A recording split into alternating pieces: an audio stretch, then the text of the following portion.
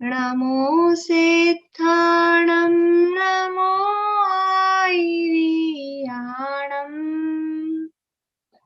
नमो वच्छायाणं नमो लोये सवसाहूणम् मोक्षमार्गस्य नेतारं वेत्तारं कर्मभूभृताम् ज्ञातारं विश्वतत्त्वानां वन्दे तद्गुणलब्धये वन्दे तद्गुणलब्धये।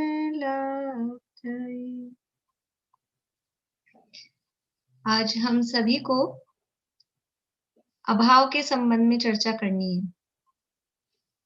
तो आपको लगेगा कि कैसी बात है, अभाव की चर्चा करनी है, कि जिसका भाव ही नहीं है, जो अभाव है, उसकी क्या चर्चा करना। और दूसरी बात कि ऐसा लगता है कि हमेशा हमें पॉजिटिव थिंकिंग रखनी चाहिए। जितने भी जैसे जो भी मोटिवेशनल स्पीकर्स होते हैं, वो क्या कहते हैं, पॉजिटिव थिंकिंग रखो। अपने जिनागम में भी कहा जाता है, अपनी सोच को हमेशा सकारात्मक रखो, नकारात्मक सोच नहीं रखनी चाहिए, पॉजिटिव थिंकिंग रखनी चाहिए। तो फिर ये अभावों की चर्चा क्यों कर रहे हैं? अभाव तो नेगेटिव शब्द है अपने आप में। अभाव का अर्थ क्या होता है? अभाव का अर्थ होता है अभाव अर्थात नहीं होना। नहीं होना, ये अभाव का अर्थ है। तो ये अभावों की चर्चा हम क्यों कर रहे हैं? जो है ही नहीं, उसकी चर्चा हम क्यों कर रहे हैं?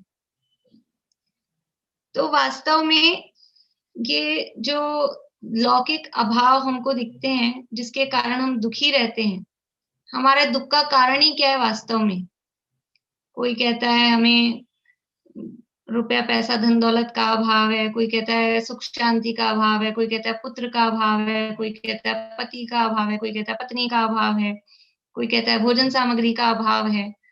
तो अभाव अभाव अभाव सब गिनाते हैं। तो अभावों की चर्चा कर करके तो हम निरंतर दुखी रहते हैं। और यहाँ पर आप अभाव की चर्चा कर रहे हैं फिर से। आप हमें दुखी करने के लिए बुलाए हो कि सुखी होने का उपाय बताने के लिए बुलाए हो? किस लिए यहाँ हमें इकट्ठा किया गया है? हम यहाँ सुखी होने के लिए इकट्ठे हुए हैं कि दुखी होने के लिए इकट्ठे हुए हैं? तो भाई इकट्ठे तो हम सुखी होने के लिए हुए हैं। तो फिर आप ये ऐसी अभावों की चर्चा करके, पहले ही तो हम अभावग्रस्त हैं, निरंतर अभावों के कारण दुखी हैं, और फिर आप हमें अपने अभाव याद दिला रहे हो इस 1 घंटे में भी। तो वास्तव में हमें सुखी होने के लिए इन अभावों को जानना अत्यंत आवश्यक है। ये अभाव को जब तक हम नहीं जानेंगे, तब तक हम सुखी नहीं हो पाएंगे। तो सुखी होने के लिए अभाव का ज्ञान अत्यंत आवश्यक है। सुखी होने के लिए अभाव की आवश्यकता कैसे है? अभाव की चर्चा क्यों कर रहे हैं?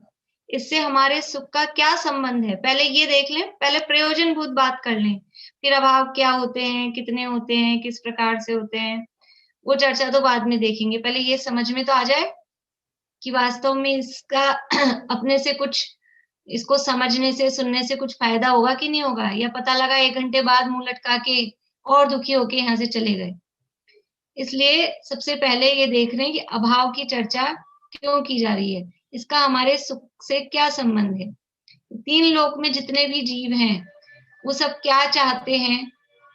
जे त्रिभुवन में जीव अनंत, सुख चाहे दुख ते भयवंत। 3 लोक में जितने भी जीव हैं, वो सब सुख चाहते हैं और दुख से डरते हैं। और सुख का उपाय क्या है? सुख का उपाय क्या है? सुख का उपाय है मोक्ष का मार्ग। आत्मा का हित सुख में है। छड़ाला में कहा है, आत्म को हित है सुख, सो सुख आकुलता बिन कहिए। और आकुलता शिव माही न, ताते शिव मग लाग्यो चाहिए। आत्मा का हित सुख है, और वो सुख है निराकुलता में। आकुलता बिन कहिए अर्थात जहां आकुलता नहीं हो, उसका नाम सुख है। और ये ऐसी निराकुलता वो कहाँ है? ऐसी निराकुलता मोक्ष में, शिव अर्थात मोक्ष में नहीं है, इसलिए हमें मोक्ष के मार्ग में लग जाना चाहिए। तो अभी हम देखेंगे कि ये जो हम अभाव की चर्चा हम पढ़ेंगे, अभावों के स्वरूप को समझेंगे, तो उससे हमको ये आकुलता बिन वाली जो स्थिति है, निराकुलता वाली स्थिति हमको प्राप्त होगी या नहीं होगी, तब तो हम सुखी होंगे। और यदि आकुलता हमारी नष्ट नहीं हुई तो सुखी नहीं होंगे। तो अभावों की चर्चा करने से हमारी आकुलता कैसे दूर होगी, वो अभी हम पूरा प्रकरण समझ के हमें समझ में आएगा। तो यहाँ कहा शिवमग लाग्यो चाहिए। शिवमग अर्थात मोक्ष का मार्ग। और मोक्ष का मार्ग क्या है? तत्वार्थ सूत्र के पहले अध्याय के पहले ही सूत्र में उमा स्वामी आचार्य कहते हैं, सम्यक दर्शन ज्ञान चारित्राणि मोक्ष मार्ग।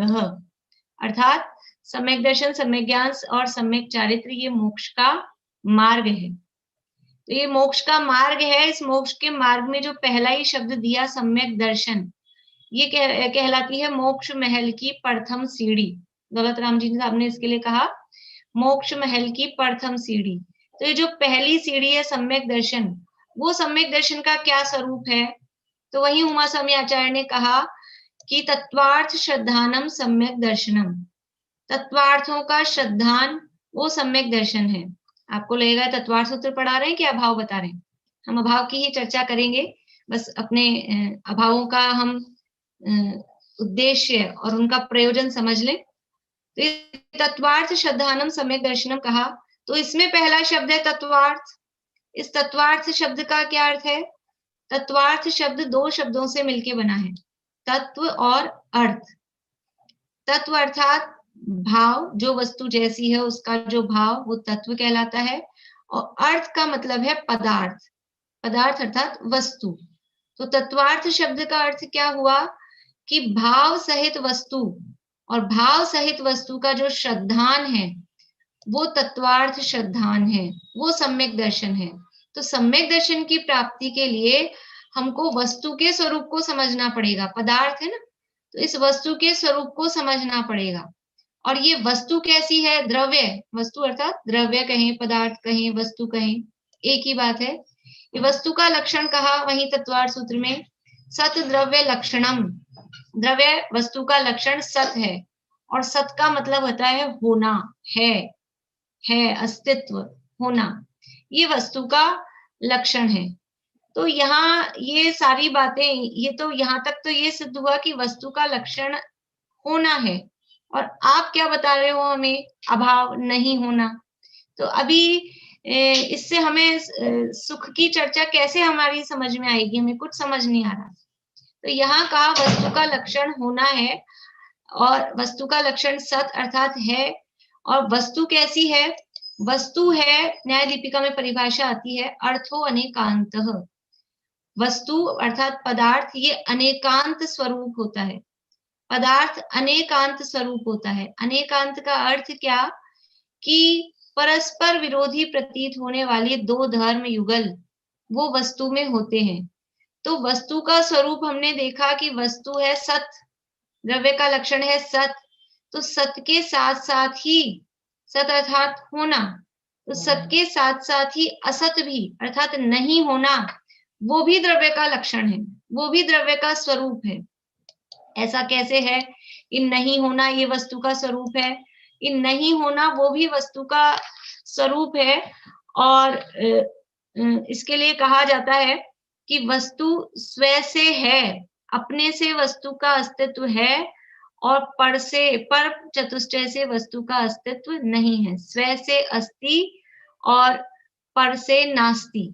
तो सत द्रव्य लक्षणम अर्थात जो वस्तु है वो अपने से है, उसका अस्तित्व अपने से है, वो तो हुआ उसका भाव। और वस्तु का अस्तित्व पर से नहीं है, वो कहलाता है उसका असत। ये है अनेकांत। तो ऐसा अनेकांत स्वरूप वस्तु का जब तक हम नहीं जानेंगे, तब तक हम सुख के रास्ते में नहीं लग सकते। हमें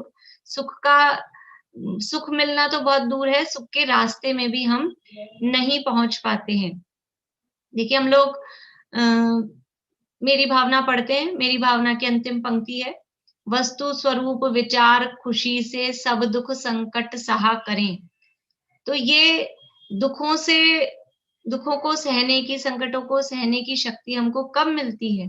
कि जब वस्तु के स्वरूप का विचार किया जाता है।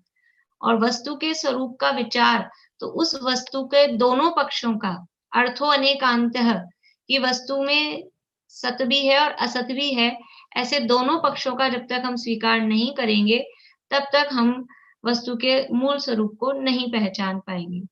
तो यहाँ हमें चर्चा करनी है अभावों की, और अभाव का वास्तव में अभाव नहीं है, अभाव का भी सद्भाव है। ये अभाव प्रत्येक वस्तु के स्वरूप में शामिल है। वस्तु का स्वरूप इन अभाव रूप ही है, तो इन अभावों का भी सद्भाव है। ये अभाव 4 प्रकार के होते हैं। देखिए, अभाव का अर्थ हमने देख लिया। अभाव अर्थात सीधा सीधा है अभाव, अ यानी नहीं, भाव यानी होना। किसी भी जो भी जिसकी भी बात हम कर रहे हैं उसका नहीं होना, वो कहलाता है अभाव। ये अभाव 4 प्रकार के कहे गए हैं, प्राग भाव, प्रध्वंसा भाव, अन्योन्या भाव और अत्यंता भाव। 4 प्रकार के अभाव हैं। जो भी लोग कोई नए हों, तो मैं चाहूंगी 4 नाम तो कम से कम आज याद कर ही लें। मैं नहीं जानती कि कितने क्या-क्या सब पढ़े हुए हैं। तो प्राग भाव, प्रध्वंसा भाव, अन्योन्या भाव और अत्यंता भाव। तो सबसे पहला है प्राग भाव। प्राग भाव, इसमें तो हमको भाव दिख रहा है, आप तो अभाव बताने वाले हो। तो ये संधि हुई है, इसका संधि विच्छेद करेंगे तो शब्द बनेगा प्राक प्लस अभाव। प्राक अर्थात पूर्व का और अभाव अर्थात नहीं होना। मतलब क्या हुआ? प्राग भाव अर्थात वर्तमान पर्याय का पूर्व पर्याय में नहीं होना, इसका मतलब है प्राग भाव। वर्तमान पर्याय का पूर्व पर्याय में नहीं होना, ये प्राग भाव है। वर्तमान पर्याय ये प्रेजेंट, और पूर्व यानी जितनी भी पास्ट में, भूतकाल में जो भी पर्याय हो चुकी हैं। पर्याय किसे कहते हैं? पर्याय कहते हैं वस्तु की अवस्था को। वस्तु की अवस्था को पर्याय कहते हैं। और प्रेजेंट में, वर्तमान में जो वस्तु की अवस्था है, उसका वस्तु की पूर्व पर्याय में यानी पिछली अवस्थाओं में वर्तमान की अवस्था का नहीं होना, उसका नाम प्राग भाव है। देखिए, इसमें इंपॉर्टेंट क्या है? वर्तमान का पूर्व में, क्योंकि हम देख किसको रहे हैं? यहाँ हमारे सामने है वर्तमान, हम देख रहे हैं प्रेजेंट को। अब प्रेजेंट को सामने रखकर जितनी पिछली पर्याय हैं, उन पिछली पर्यायों में ये वर्तमान की पर्याय नहीं है। ऐसा जानना, ऐसा समझना, ऐसा देखना, उसका नाम है प्राग भाव। वर्तमान पर्याय का पूर्व पर्याय में, पिछली पर्यायों में वर्तमान पर्याय नहीं होती है, वो कहलाता है प्राग भाव। पहले हम अर्थ देखते हैं चारों के, फिर उसके बाद में और चर्चा करेंगे। दूसरा है प्रध्वंसा भाव। प्रध्वंस अभाव, यह है प्रध्वंसा भाव। प्रध्वंस यानी प्रकृष्ट रूप से जो नष्ट हो गई हैं, प्रकृष्ट रूप से जिनका अभाव है, वो कहलाता है प्रध्वंसा भाव। अर्थात वर्तमान पर्याय का आगामी पर्याय में नहीं होना। प्राग भाव क्या था? प्राक, पिछली पर्याय में अभाव देख रहा था। और प्रध्वंस भाव क्या देख रहा है? प्रध्वंस अभाव आगामी पर्याय में वर्तमान पर्याय का अभाव, वो देख रहा है। तो इस तरह से ये दो अभाव पर्यायों के संबंध में हमने देखे। पर्यायों को देख रहे हैं, और वर्तमान पर्याय जो हमारे सामने है, उसमें हम पिछली पर्यायों को देख रहे हैं, तो पिछली पर्याय वर्तमान पर्याय में नहीं है। और आगामी पर्याय, भविष्य में जो होने वाली पर्याय है, भविष्य में होने वाली जो अवस्थाएं हैं, वो भी अभी वर्तमान में नहीं है। तो वर्तमान का आगामी पर्याय में नहीं होना, ये प्रध्वंसा भाव है। और वर्तमान का पूर्व पर्याय में नहीं होना, ये प्राग भाव है। जैसे कि उदाहरण के लिए हम देखते हैं, प्राग भाव अर्थात वर्तमान ये किस में लागू हो रहा है? एक ही द्रव्य में। एक द्रव्य की वर्तमान पर्याय का, किसी पर्टिकुलर एक द्रव्य की बात हम करें तो उस एक द्रव्य की वर्तमान पर्याय का अपनी पिछली पर्यायों में जो अभाव होता है वो प्रागभाव कहलाता है। जैसे समझ लीजिए कि दही एक द्रव्य है। अब यद्यपि दही उद्गल की पर्याय है, लेकिन अभी हम अपने उसको एक द्रव्य माने। तो दही रूप एक जो द्रव्य है, तो दही दही की जो अवस्था है अभी वर्तमान में वो दही रूप है। ये वर्तमान पर्याय हुआ, दही रूप वर्तमान पर्याय। उससे पहले उसकी क्या अवस्था थी? दही रूप जो दशा थी उससे पहले उसकी क्या अवस्था थी कि उससे पहले वो दूध रूप था। तो वर्तमान जो दही है उस दही में उस दूध रूप अवस्था का अभाव, वर्तमान की दही रूप अवस्था में दूध रूप अवस्था है क्या? हमारे घर में हमने दही में जमाने के लिए दूध में जावन लगा दिया और अचानक से मेहमान आ गए, पूरे दूध को हमने जावन लगा दिया था और अचानक से मेहमान आ गए, तो अभी वो तो बना भी नहीं है, दही पूरा जमा भी नहीं है। तो क्या हम उस जो दही उसमें जावन लगाया है उसकी चाय बना सकते हैं उनके लिए कि नहीं? अब जो वो और वो जमा हुआ दही है वर्तमान में, बिल्कुल जो दही है उस दही में तो दूध रूप अब है ही नहीं, और जिसमें जावन लगा दिया वो भी अब उसकी अवस्था बदल गई है। तो वर्तमान पर्याय का पूर्व पर्याय में अभाव, जैसे कि वर्तमान में अभी युवा अवस्था की अवस्था चल रही है, मनुष्य अवस्था है। इस मनुष्य दशा में अभी युवा अवस्था चल रही है। तो इस युवा अवस्था का पिछली बचपन की अवस्था में अभाव वो क्या कहलाएगा? प्राग भाव। इस युवा अवस्था का आगामी वृद्धावस्था में अभाव वो क्या कहलाएगा? वो प्रध्वंसा भाव। जैसे दही की अवस्था हमने देखी कि वर्तमान जो दही रूप अवस्था है, इस दही रूप अवस्था का दूध की अवस्था में अभाव वो है प्राग भाव। और इस दही रूप अवस्था का दही में से हम बाद में घी बना लेंगे और वो छाछ रह जाएगी। तो वो जो छाछ बन गई दही की, उस इस वर्तमान दही रूप अवस्था का छाछ रूप अवस्था में अभाव वो कहलाता है प्रध्वंसा भाव। यानी एक द्रव्य की, कोई भी द्रव्य हो, द्रव्य कितने होते हैं? द्रव्य 6 होते हैं। जीव, पुद्गल, धर्म, अधर्म, आकाश, काल, कोई भी द्रव्य हो, सभी द्रव्यों की अपनी वर्तमान पर्याय का अपनी पिछली पर्याय में प्राग भाव होता है। सभी द्रव्यों की अपनी वर्तमान पर्याय का अपनी आगामी पर्यायों में प्रध्वंस अभाव होता है। देखिए ये थोड़ा जो ये प्रकरण है ना, ये प्रकरण है एक्चुअल में न्याय शास्त्रों का। न्याय शास्त्रों में ये प्रकरण आता है। आगम में, जिनागम में ये प्रकरण आया है। आप्त मीमांसा संबंध भद्राचार्य का ग्रंथ है और न्याय का ग्रंथ है। आप्त मीमांसा में अष्ट सहस्त्री, राजवार्तिक, प्रवचन सार, धवला आदि ग्रंथों में ये प्रकरण आए हैं। तो प्रकरण तो न्याय शास्त्र का है, थोड़ा सा क्लिष्ट लगता है, शब्द भी ऐसे लगते हैं क्या बता रहे हैं, लेकिन इसके जो हम प्रैक्टिकल यूज देखेंगे और इसके जो हम लाभ देखेंगे तब हमें समझ में आएगा कि कितना ये जो प्रकरण है, जो सिद्धांत क्या कहें, वस्तु का स्वरूप है, ये कितना जीवन में उपयोगी है। अभी तो हम केवल 4 अभावों का सामान्य सा स्वरूप समझ रहे हैं। तो 2 चीजें हो गई, प्राग भाव और प्रध्वंसा भाव। वर्तमान पर्याय का पिछली पर्याय में अभाव वो प्राग भाव, और वर्तमान पर्याय का आगामी पर्याय में अभाव वो प्रध्वंसा भाव। अब तीसरा है अपने पास में अन्योन्या भाव। तीसरे अभाव का नाम है अन्योन्या भाव। अन्योन्या भाव किसे कहते हैं? अन्य का अन्य में अभाव वो कहलाता है अन्योन्या भाव। अन्य का अन्य में मतलब एक पुद्गल द्रव्य की वर्तमान पर्याय का दूसरे पुद्गल द्रव्य की वर्तमान पर्याय में अभाव वो कहलाता है अन्योन्या भाव।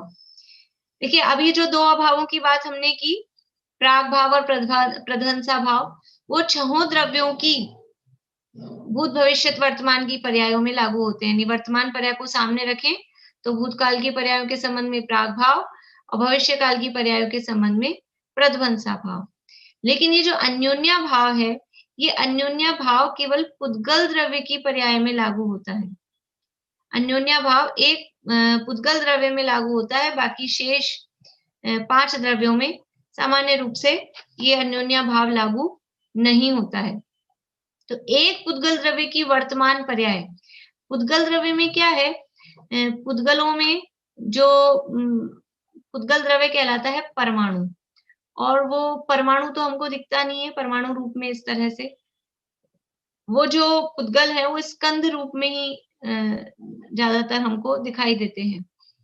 तो ये स्कंधों को, एक पुद्गल द्रव्य की वर्तमान पर्याय को हम ऐसा भी कह सकते हैं कि एक स्कंध का, स्कंध अर्थात बहुत सारे परमाणुओं का समूह, बहुत सारे पुद्गल परमाणुओं का समूह, जो भी हमें दिखता है, पेन है, पेंसिल है, मोबाइल है, टेबल है, कुर्सी है, कंप्यूटर है, कपड़े हैं, रोटी है, ये सब क्या है, पुद्गलों के स्कंध।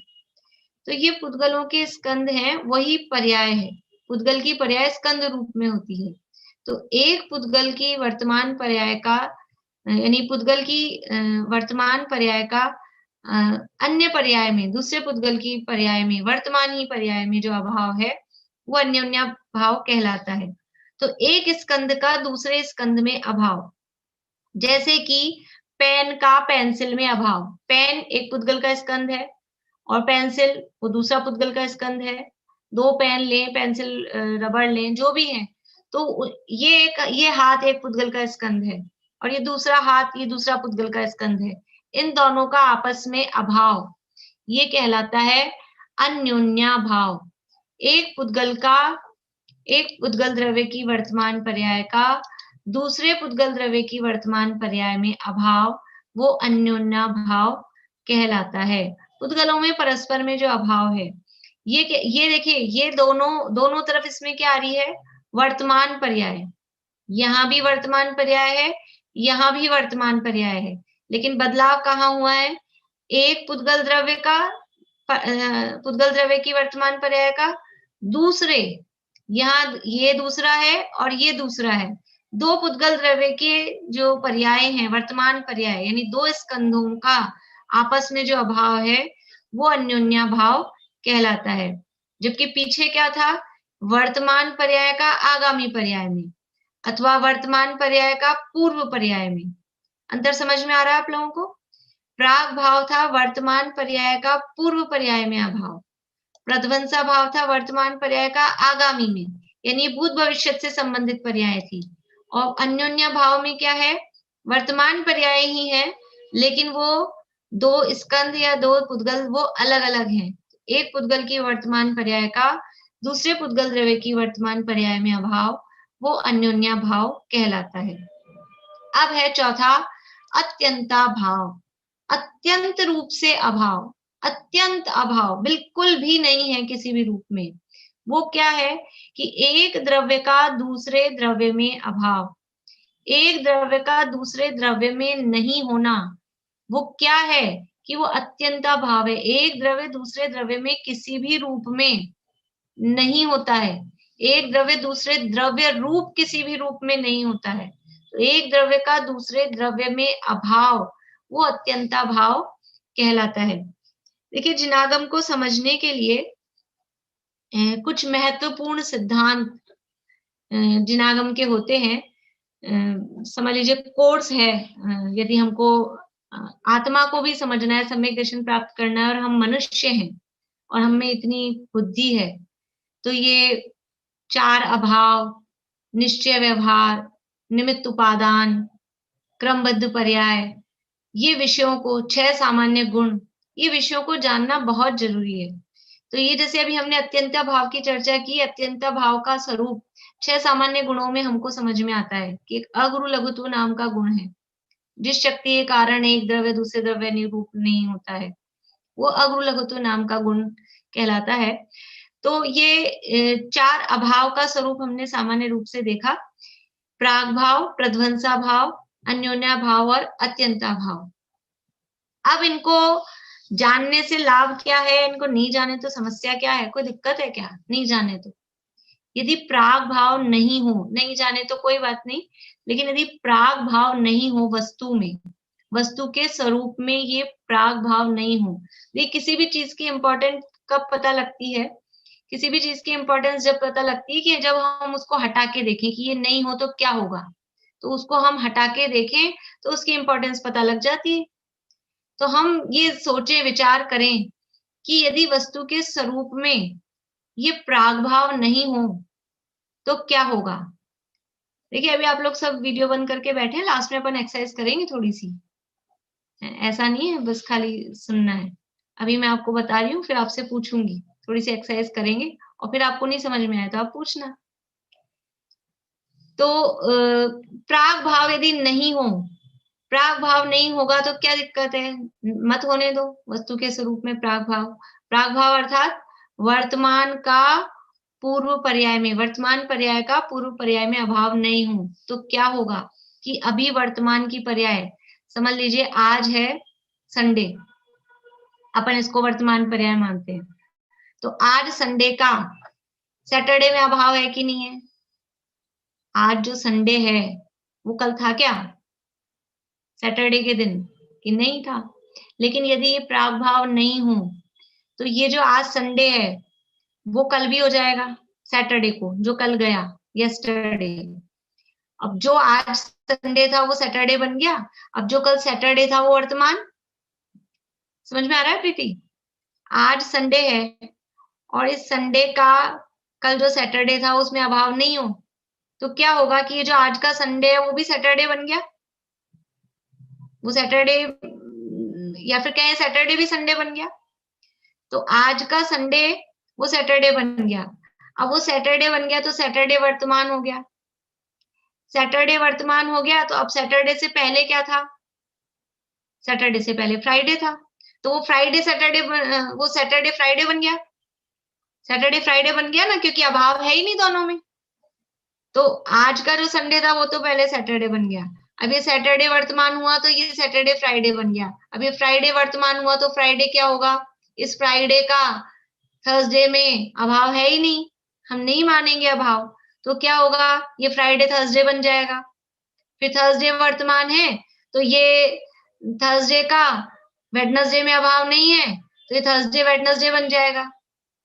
फिर वेडनेसडे का ट्यूसडे में अभाव नहीं है तो वेडनेसडे ट्यूसडे बन जाएगा। ऐसे क्या होगा कि ये जो वर्तमान पर्याय है, ये वर्तमान पर्याय पीछे जाते जाएंगे जाते जाएंगे जाते जाएंगे, तो अनादि काल, अनादि से है ना पर्याय तो द्रव्य में, तो अनादि काल तक खिंचती जाएगी, इसको खींचो कहां तक ले जाएंगे, तो कार्य अनादि सिद्ध होगा। कार्य मतलब वर्तमान पर्याय, अभी वर्तमान में हमारी मनुष्य पर्याय है और पूर्व में समझ लीजिए देव पर्याय थी, तो इस वर्तमान पर्याय का देव पर्याय में अभाव नहीं मानेंगे तो वो देव और मनुष्य, ये जो मनुष्य पर्याय है ये पहले भी रहेगी, क्योंकि वर्तमान का पिछले पूर्व में अभाव नहीं मान रहे अपन, तो ये मनुष्य पर्याय कब तक, कब से चालू हो जाएगी, पीछे जाएंगे तो कब से है ये कि अनादिकाल से मनुष्य मनुष्य मनुष्य यही दिखाई देगी।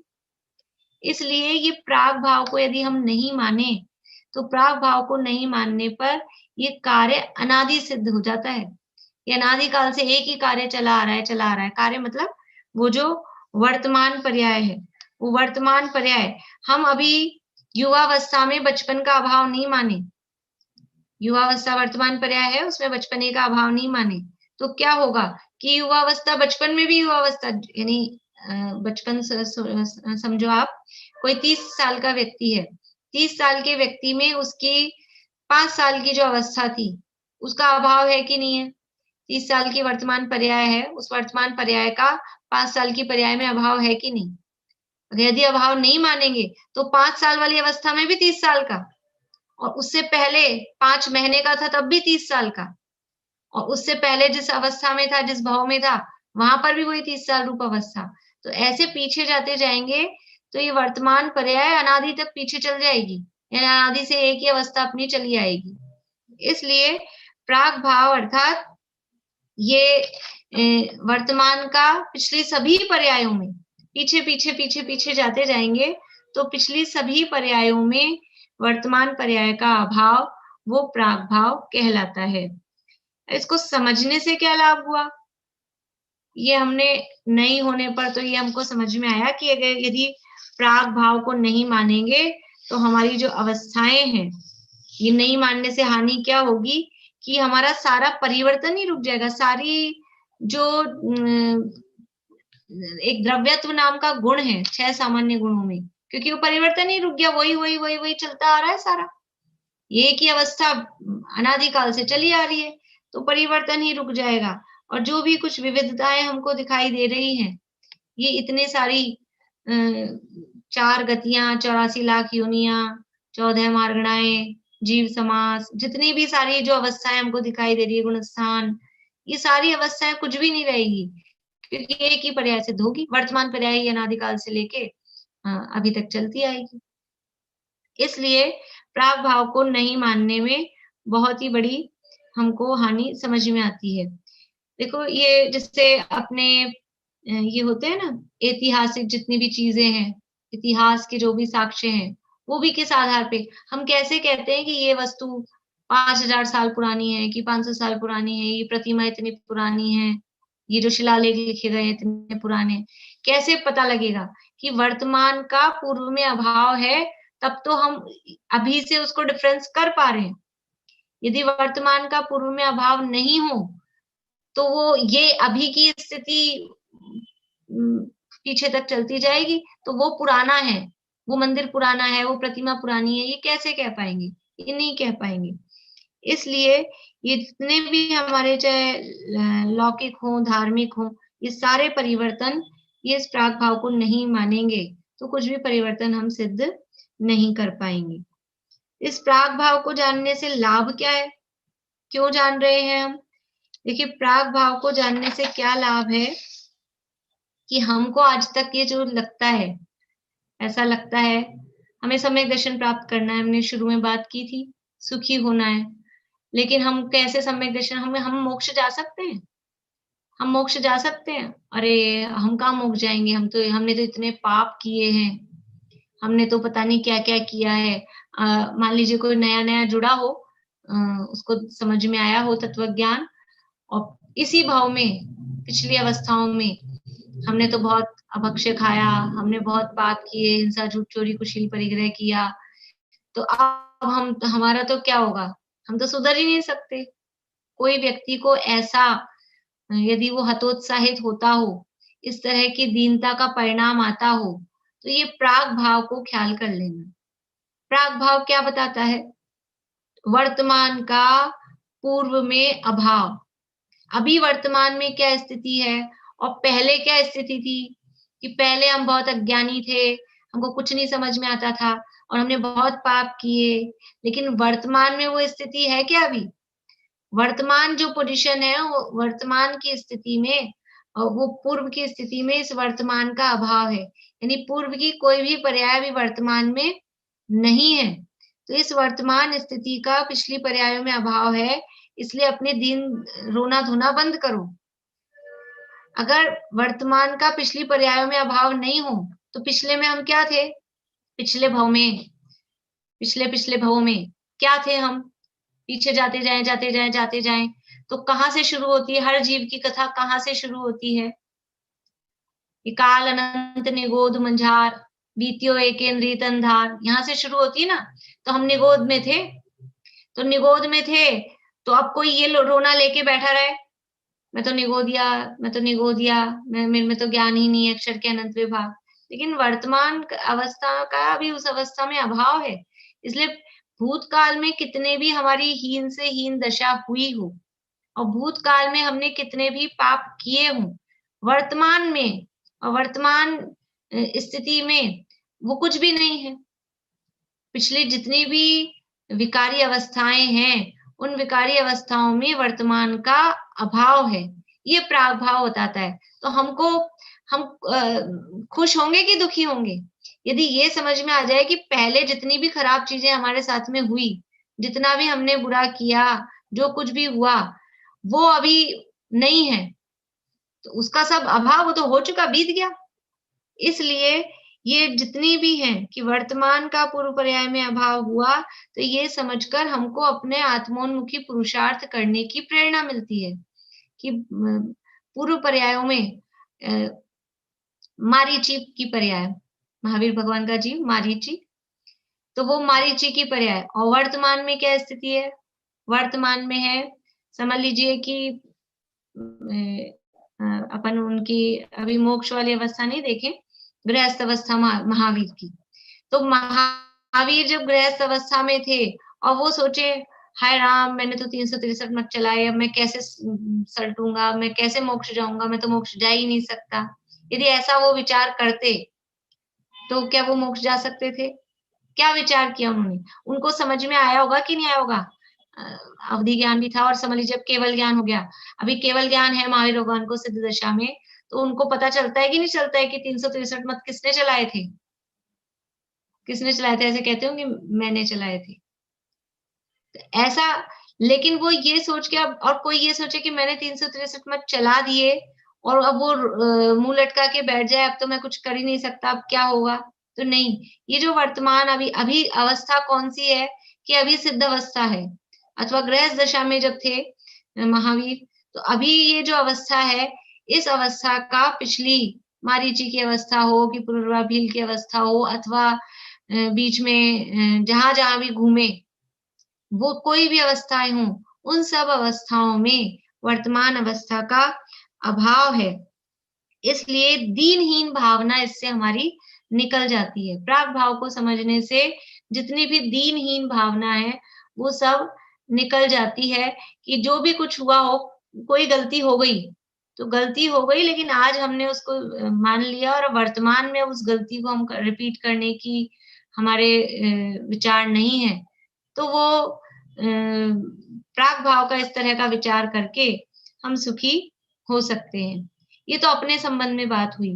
दूसरों के संबंध में, किसी की पिछली अवस्था में किसी ने कुछ भी पाप किए हों, जैसे किसी ने बचपन में कोई ने चोरी की हो, बचपन में किसी बच्चे ने चोरी की हो, तो अब क्या जिंदगी भर ये तो चोर है और उसको क्या जिंदगी भर उसको चोर ही मानते रहें? नहीं, ये दूसरों के संबंध में भी कि अभी जो वर्तमान अवस्था है उसकी, इस वर्तमान अवस्था का पिछली अवस्था में अभाव है। हुआ होगा, वो अवस्था गई, प्राग भाव है। वर्तमान की किसी भी यानी पिछली किसी भी अवस्था को देखकर किसी भी व्यक्ति की वर्तमान अवस्था में हम उसकी जो एक इमेज बनाएं, वो इमेज बनाना ठीक नहीं है। तो दूसरों के संबंध में भी हमारे लोक व्यवहार को भी ये अभाव का स्वरूप समझने से लोक व्यवहार भी सुधरता है, और अपने संबंध में इस अभाव का स्वरूप समझने से हमको पुरुषार्थ की प्रेरणा मिलती है। यदि वर्तमान का पूर्व पर्याय में अभाव नहीं हो, देखो दुनिया में हम इस अभाव को आराम से समझते हैं।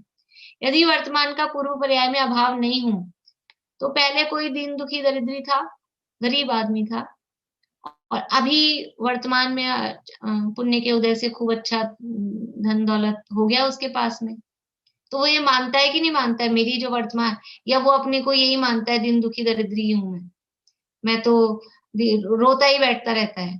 ऐसा तो नहीं होता है।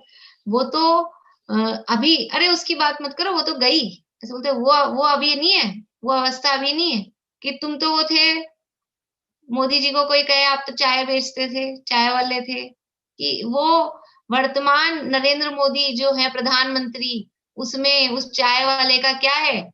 अभाव है।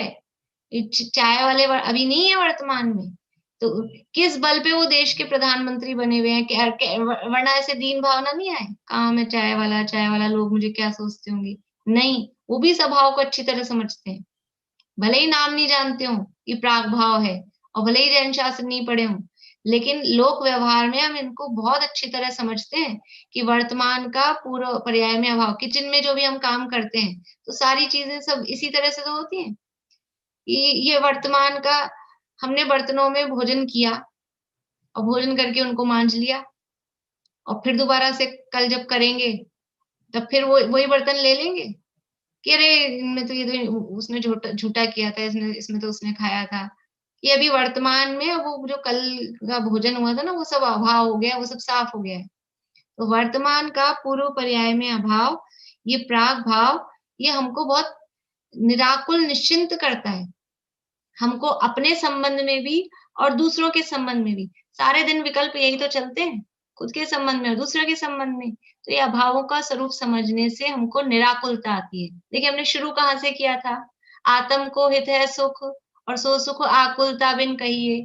अब हमको आकुलता से रहित अवस्था, निराकुलता इनसे प्राप्त हो रही है या नहीं हो रही है? तो ये पहला अभाव हमने अभी देखा, प्राग भाव, और इस प्राग भाव का स्वरूप समझने से ही हमको कितनी निराकुलता, कितनी शांति प्राप्त होती है। ये तो क्या, अभी अपने पास ज़्यादा समय नहीं है, 2-4 दिन चले ये प्रकरण और विचार करें इस पे बहुत। बोलने के लिए मैटर है, बोल सकते हैं, लेकिन जितना ज़्यादा बोल रहे हैं और जितना ज़्यादा सुन रहे हैं, उससे भी बहुत ज़्यादा ये विचार करने वाले बिंदु हैं। इनका विचार, चिंतन, मनन जितना ज़्यादा हो, वही लाभदायक है। अब है दूसरा प्रध्वंसा भाव। प्रध्वंसा भाव क्या बताता है कि वर्तमान पर्याय का आगामी पर्याय में अभाव, ये प्रध्वंसा भाव। इससे क्या लाभ है? पहले तो ये प्रध्वंसा भाव नहीं हो तो क्या दिक्कत है, क्या हानि है? नहीं माने हम प्रध्वंसा भाव को। यदि प्रध्वंसा भाव को नहीं मानेंगे कि ये वर्तमान पर्याय का आगामी पर्याय में अभाव, तो क्या होगा कि आज संडे है, वही वाला अपना उदाहरण, आज संडे है और कल मंडे है, तो इस संडे का मंडे में अभाव नहीं होगा। तो ये संडे भी मंडे, यानी जो मंडे था वो मंडे भी संडे बन जाएगा।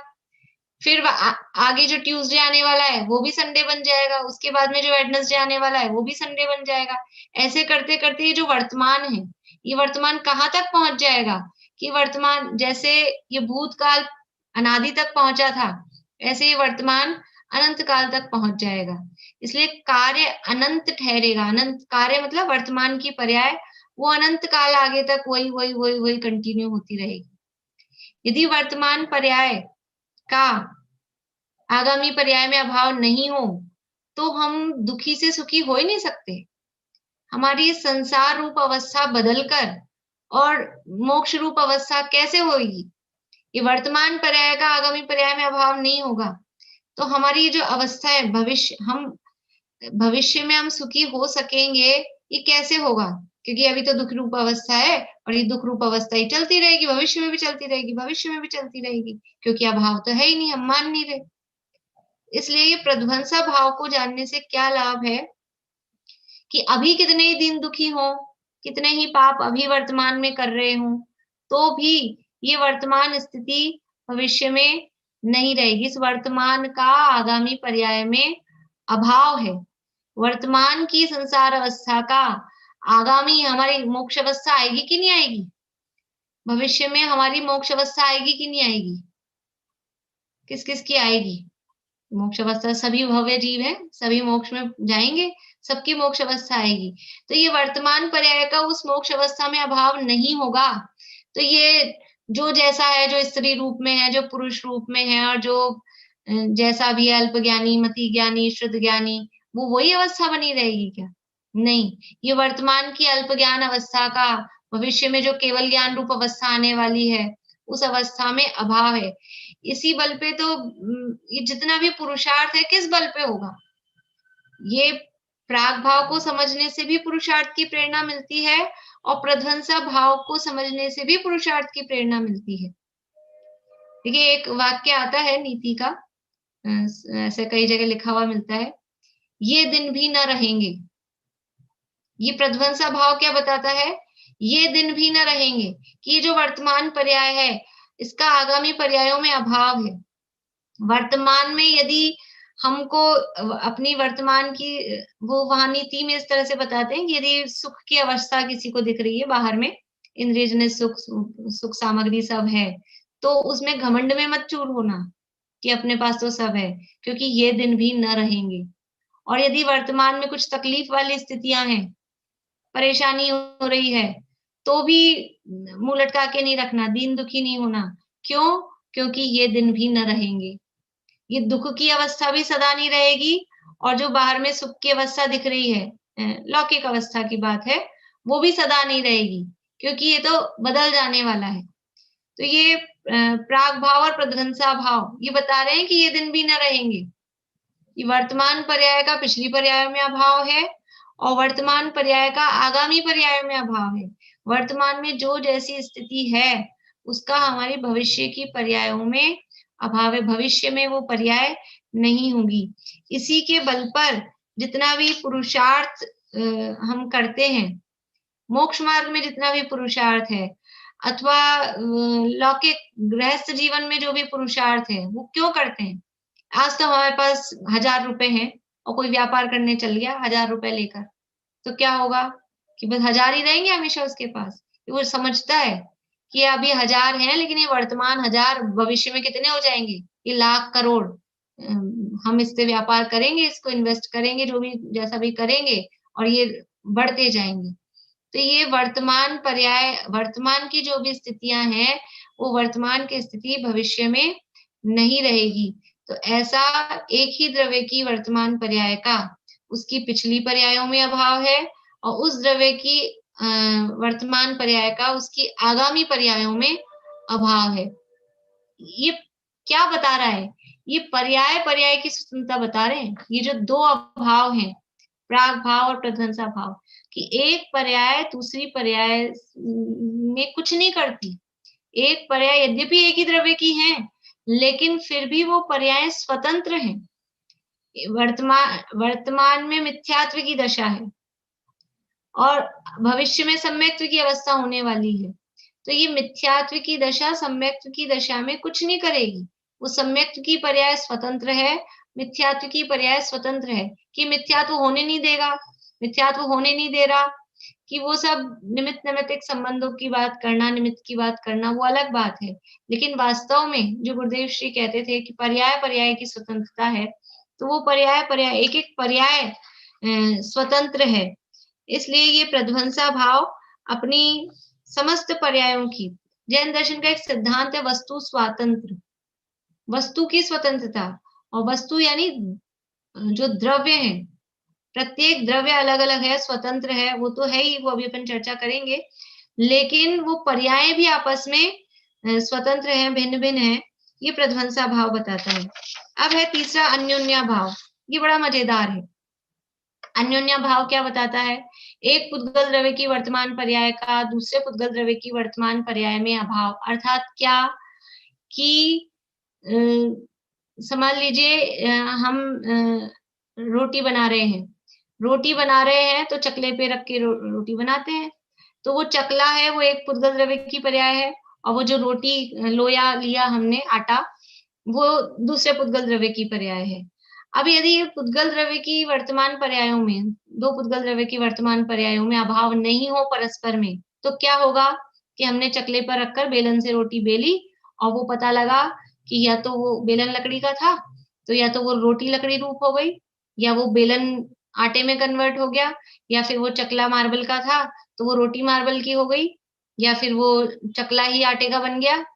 यदि ऐसा अभाव नहीं हो, हम किस निश्चिंतता के साथ में वो तवे पे रोटी रख देते हैं, या डब्बे में एक के ऊपर एक खूब सारी रोटियां रख देते हैं। यदि उनमें आपस में एक रोटी का दूसरे रोटी में अभाव नहीं हो परस्पर में, तो वो सब मिलके जुड़ के एक बन जाए। लेकिन एक पुद्गल द्रव्य की वर्तमान पर्याय का दूसरे पुद्गल द्रव्य की वर्तमान पर्याय में अभाव है। ये अन्योन्या भाव बताता है। सारे हमारे तो संपर्क पुद्गलों से है, सारे जो भी हमको दिखाई दे रहा है, जो कुछ दिखता है इन आंखों से, वो सब पुद्गल है। इन पुद्गलों का इनकी जो वर्तमान पर्याय हैं, इनकी पर्यायों का आपस में अभाव। यदि वरना क्या हो कि हमने तो पर्स में नोट रखे थे, 2000 का भी था, 500 का भी था, 100 का भी था, 10 का भी था, 20 का भी था, और यदि हमको ये विश्वास नहीं हो कि ये अलग अलग होती हैं और अलग अलग ही रहती हैं, एक का दूसरे में अभाव है, और सारे नोट मिलके 2000 के तो नहीं बने और 10 के नोट में कन्वर्ट हो गए, फिर क्या होगा? लेकिन हमको विश्वास है कि वो जो नोट है, वो पुद्गल की पर्याय हैं, वो सब अलग अलग हैं। एक नोट का दूसरे नोट में अभाव है। बहुत सारे हम इसके उदाहरण देख सकते हैं, जैसे कि हमने दवाई ली और दवाई लेने से दर्द कहाँ हो रहा था? दर्द हो रहा था सिर में, और दवाई कहाँ ली? मुंह में ली, और मुंह से कहाँ पहुंच गई वो? पेट में, और फिर क्या हुआ? सिर दर्द ठीक हो गया। तो क्या दवाई लेने से सिर दर्द ठीक होता है? वास्तव में ये तो निमित्त नैमित्तिक संबंध है, लेकिन इस अन्योन्या भाव को समझने से क्या होता है कि अन्योन्या भाव को समझने से हमको परस्पर जो इस पुद्गल की अवस्थाएं हैं, उनमें परस्पर में भिन्नता समझ में आती है कि दवाई लेने से रोग ठीक होता है, ऐसा नहीं है वास्तव में। क्योंकि दवाई की जो गोली है, वो अलग पुद्गल द्रव्य है और ये जो शरीर है, ये अलग पुद्गल द्रव्य है और एक पुद्गल द्रव्य की वर्तमान पर्याय का दूसरे पुद्गल द्रव्य की वर्तमान पर्याय में अभाव है। निमित्त नैमित्तिक संबंध बनता है तो वो जब होना होता है तब होता है, अदरवाइज नहीं होता है। इससे क्या होगा? यदि अन्योन्या भाव को नहीं मानेंगे तो सारे पुद्गल मिलकर एक हो जाएंगे। ये तभी हमने देखा कि डब्बे में रोटी रखी, हमने लड्डू बना बना के रख दिए डब्बे में और उनमें अन्योन्या भाव नहीं है तो क्या होगा? सारे लड्डू की बर्फी बन जाएगी, सब मिलके एक हो जाएंगे। फिर इतनी जो मेहनत की थी लड्डू बनाने की, वो बेकार ही हो गई।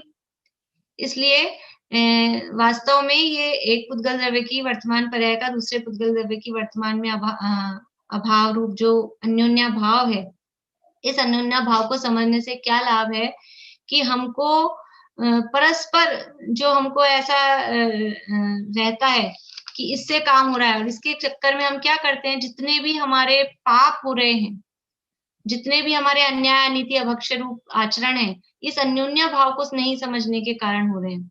हम क्या समझते हैं, वो एज डिफाइंस क्रीम लगाएंगे, वो क्रीम पाउडर लगाएंगे तो हमारा शरीर बड़ा चमका चमका दिखेगा, हमारी उम्र बढ़ती हुई उम्र नजर नहीं आएगी, हम 60 के होंगे और 26 के लगेंगे। लेकिन ऐसा नहीं है, वो क्रीम है, वो अलग पुद्गल द्रव्य है, ये शरीर है, ये अलग पुद्गल द्रव्य है और दो पुद्गल द्रव्य की वर्तमान पर्यायों में आपस में अन्योन्या भाव है। इसलिए ऐसी जो हिंसक क्रीम पाउडर बनते हैं या हिंसक जो कोई दवाइयां बन रही हैं, जो भी कुछ ये चीजें हैं, इनका आपस में क्या है? अभाव है।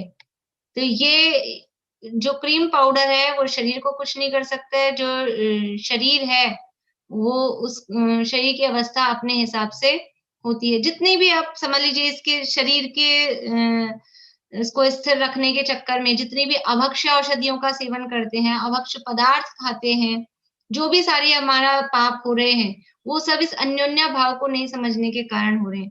यदि अन्योन्या भाव को समझ लिया जाए तो ये समझ में आ जाए कि इससे कुछ नहीं होता है, जो होना होता है, जैसी जो योग्यता है और जो निमित्त नैमित्तिक संबंध द्रव्यों में है, वो बराबर जैसे बनने हैं वैसे बनने हैं। ये अभावों को समझने के लिए, इसका अच्छे से स्वरूप समझने के लिए निमित्त नैमित्तिक संबंध को जानना भी बहुत आवश्यक है। वो एक अलग टॉपिक है निमित्त नैमित्तिक संबंध का। इसके बाद में है चौथा अभाव, अत्यंता भाव। अत्यंता भाव का स्वरूप क्या देखा था हमने? एक द्रव्य का दूसरे द्रव्य में अभाव, वो अत्यंता भाव कहलाता है। एक द्रव्य का दूसरे द्रव्य में अभाव अर्थात जीव का पुद्गल में अभाव, पुद्गल का धर्म द्रव्य में अभाव, अधर्म द्रव्य का आकाश द्रव्य में अभाव, एक जीव का दूसरे जीव में अभाव, ये एक द्रव्य का दूसरे द्रव्य में अभाव। अभी तक जो 3 अभाव हमने देखे, वो 3 अभाव तो थे पर्यायों से संबंधित और ये अभाव है द्रव्य से संबंधित। तो एक द्रव्य का दूसरे द्रव्य में अभाव, ये इसको जानने से क्या लाभ है? इसको जानने से ये समझ में आता है कि अनादि काल से ये जीव इस शरीर के संयोग में है। अनादि काल से शरीर का संयोग है जीव के साथ में, लेकिन जीव है वो अलग द्रव्य है और शरीर है वो पुद्गल द्रव्य है और एक द्रव्य का दूसरे द्रव्य में अत्यंत अभाव है। इसलिए जीव कभी शरीर रूप नहीं हुआ, शरीर कभी जीव रूप नहीं हुआ। हमको जैसा भ्रम हो जाता है, ये भेद विज्ञान कराने वाला है अत्यंता भाव। मैं गोरा, मैं पतला, मैं मोटा, मैं काला, तो ये कौन है मोटा, पतला, गोरा, काला? ये सारी अवस्थाएं शरीर की अवस्थाएं हैं। अत्यंता भाव को समझने से ये जो हमारी ये जो मिथ्यात्व रूपी ग्रंथि है अनादिकाल की, वो बहुत ही स्पष्ट रूप से इससे हमको दूर होती है कि एक द्रव्य का दूसरे द्रव्य में अभाव है। ये अत्यंता भाव हमको बताता है और यदि अत्यंता भाव को हम नहीं माने, अत्यंता भाव को नहीं मानने से क्या समस्या होगी? अत्यंता भाव को नहीं मानेंगे तो ये अनादिकाल से शरीर और जीव एक साथ रह रहे हैं, वो मिलके एक हो जाएंगे। इतना ही नहीं, अभी हम जहाँ बैठे हैं वहां 6 द्रव्य हैं जहां हम बैठे हैं, तो यदि अत्यंता भाव नहीं हो वो सब मिलके एक हो जाएंगे। विश्व में 6 द्रव्य ही नहीं रहेंगे, सब द्रव्य मिलके एक हो जाएंगे। सब द्रव्य मिलके एक हो जाएंगे अर्थात विश्व का नाश हो जाएगा, क्योंकि विश्व किसे कहते हैं? 6 द्रव्यों के समूह को विश्व कहते हैं। 6 द्रव्यों के समूह का नाम विश्व है और सब मिलके एक हो गए तो 6 रहे कहाँ? इसलिए वास्तव में अत्यंता भाव को नहीं मानेंगे तो विश्व के ही नाश होने का प्रसंग आएगा। इस तरह से ये सामान्य रूप से हमने 4 अभावों की चर्चा, समय अपना हो गया है लगभग। मैं कुछ 1-2 पॉइंट एक्सरसाइज के लिए पूछना चाहती हूँ।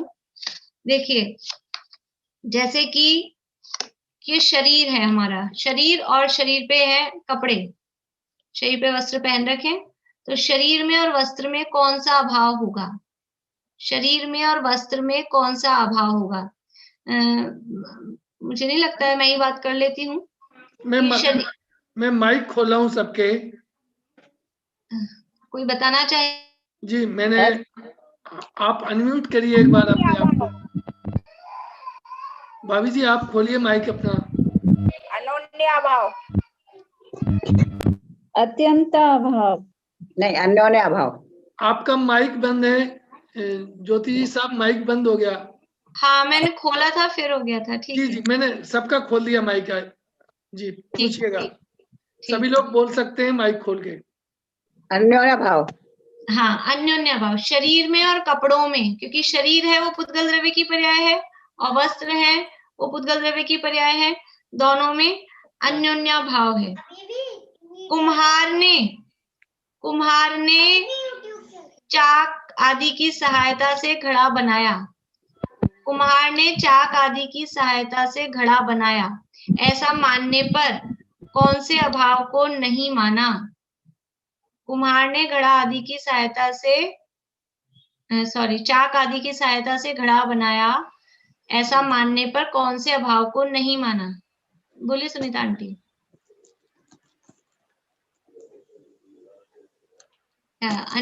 अनम्यूट करिए।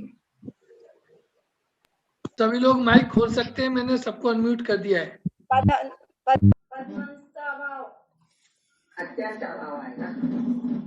एक द्रव का आएगा ना, उसमें तो एक द्रव नहीं है ना। देखिए रुकिए। हाँ फिर से बोल रही हूं मैं। कुम्हार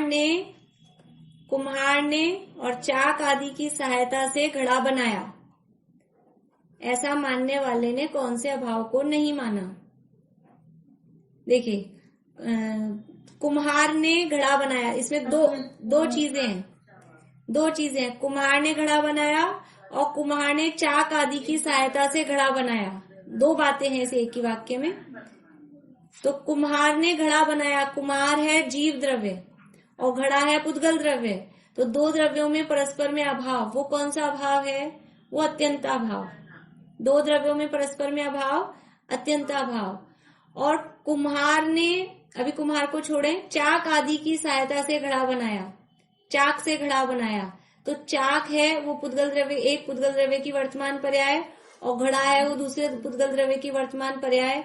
इन दोनों में परस्पर में जो अभाव है वो कहलाएगा अन्योन्याभाव। तो अत्यंताभाव को भी नहीं माना और अन्योन्याभाव को भी नहीं माना। घातिया कर्मों के नाश से केवल ज्ञान उत्पन्न हुआ। घातिया कर्मों के नाश से केवल ज्ञान उत्पन्न हुआ, ऐसा मानने वाले ने क्या नहीं माना?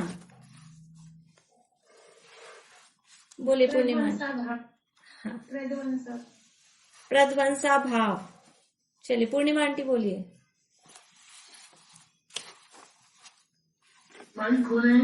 हाँ बोलिए। अत्यंत भाव, केवल ज्ञान है जीव भूमि की पर्याय और घातिया कर्म पुद्गल द्रव्य की पर्याय में आए, तो 2 द्रव्य हुए ना। बढ़िया। अत्यंता भाव, क्योंकि घातिया कर्म है पुद्गल की पर्याय और केवल ज्ञान है जीव की पर्याय, तो दो द्रव्य अलग अलग हो गए, इसलिए अत्यंता भाव को नहीं माना।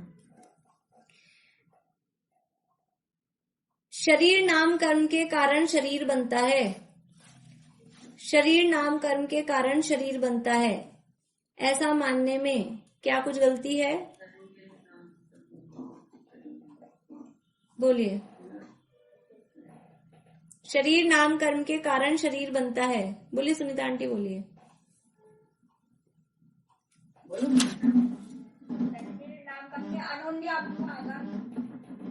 क्यों?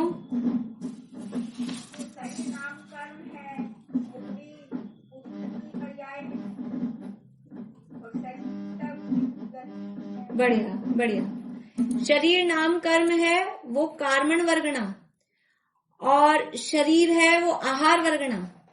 ये दोनों अलग अलग हैं। तो एक कार्मण वर्गणा ये पुद्गल की एक पुद्गल की पर्याय हुई, और आहार वर्गणा ये पुद्गल की दूसरी पर्याय हुई। तो इन दोनों का परस्पर में अभाव, वो अन्योन्या भाव। तो शरीर नाम कर्म के कारण शरीर बनता है। यद्यपि ऐसा कहा जाता है, जिनवाणी में ऐसे कथन है, वो निमित्त निमित्तिक संबंध बताने के लिए है, लेकिन ऐसा मानना, वो मानने में इस अभाव को नहीं माना। मैं इच्छा करती हूँ तो मैं बोल पाती हूँ, मेरी इच्छा से शब्द निकलते, मैं जैसा चाहती हूँ वैसा मैं बोल पाती हूँ। ऐसा मानने में किस अभाव को नहीं माना? बोलो प्रीति।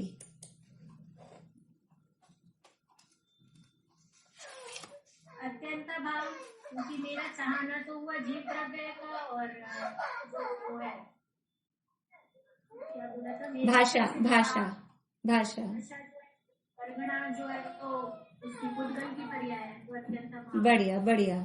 मेरी इच्छा से भाषा निकलती है, तो मेरी इच्छा वो जीव की पर्याय हुई, और भाषा है वो भाषा वर्गणा पुद्गल की पर्याय है, और दोनों में परस्पर में अत्यंता भाव है। तो इस तरह से ये कुछ ऐसे हम प्रैक्टिकल देखें कोई भी चीजें, कि परस्पर में इस तरह का पर्यायों में आपस में अभाव होता है, और ये चार अभाव को समझकर जो ओवरऑल मतलब हम देखें कि चार अभाव को समझने से सबसे लाभ क्या है कि प्रत्येक पर्याय की स्वतंत्रता, वस्तु स्वातंत्र हमें ख्याल में आता है। कर्ता बुद्धि का अभाव होता है, मैंने किया मैंने किया मैंने किया ऐसा हमको लगता है, लेकिन हम जो भी करने की सोच रहे हैं सब तो पुद्गल की अवस्थाएं हैं, और पुद्गल द्रव्य के परिणमन का कर्ता वो स्वयं है, क्योंकि एक द्रव्य का दूसरे द्रव्य में अभाव है। मैं किसका कर सकता हूँ कि मैं अपनी अवस्थाओं का कर्ता हो सकता हूँ, और मेरी अवस्था क्या है? मेरी अवस्था तो अपनी ज्ञान रूप है। इसलिए ये पर पदार्थों में कर्ता बुद्धि का अभाव होता है, पर पदार्थों में फेरफार करने की बुद्धि का अभाव होता है, और इससे होता क्या है अंत में कि जो हमको रिजल्ट चाहिए था, निराकुलता की प्राप्ति, वो निराकुलता की प्राप्ति हमको होती है। मेरा अपनी पर्यायों के साथ में जो मेरे गुण हैं उनके साथ में मेरा तादात्म्य है, लेकिन अपने द्रव्य की भी वर्तमान और भावी, वैसे को म्यूट कर दीजिए। हाँ। अपने द्रव्य की भी जो वर्तमान पर्याय का पिछली और आगामी पर्यायों में अभाव है, तो केवल हमारी दृष्टि कहाँ रह जाती है? सारा हमारा जो कंसंट्रेशन है वो कहाँ हो जाना चाहिए कि बस वर्तमान। भूत को भूल जाओ, भविष्य उत्पन्न नहीं हुआ है, भूत तो बीत चुका है, भविष्य भी हुआ नहीं है, इसलिए वर्तमान पर दृष्टि दें, और अपना सारा जो पुरुषार्थ है, अपनी जो सारी ताकत है, वो हमारी वर्तमान को सुधारने पे लग जाए तो भविष्य अपने आप ही सुधर जाता है। इसलिए इन अभावों का स्वरूप समझकर और हम भी वस्तु की स्वतंत्रता को समझें और जीवन में निराकुल सुख शांति की प्राप्ति करें। इसी मंगल